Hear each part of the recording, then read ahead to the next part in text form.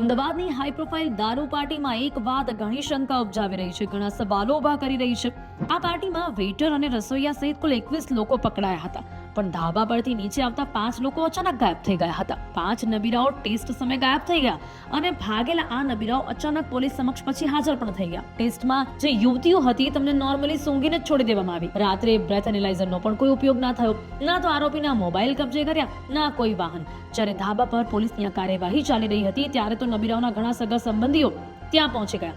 એ સિવાય ઘણા ઉચ્ચ અધિકારીઓ અને બીજા પોલીસ સ્ટેશનના પોલીસ કર્મચારીઓ, એમના અંગત માણસો પણ રેડના સ્થળે પહોંચી ગયા.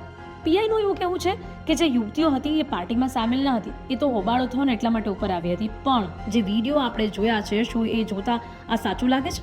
ચલો એવું હતું તો આ યુવતીઓને આરોપીઓ સાથે કેમ બેસાડવામાં આવી હતી? આ સમગ્ર હાઈ પ્રોફાઇલ પાર્ટીમાં આ નબીરાઓને ક્યાંક બચાવવામાં આવી રહ્યા હોય તેવું નથી લાગતું? આપને શું લાગે છે?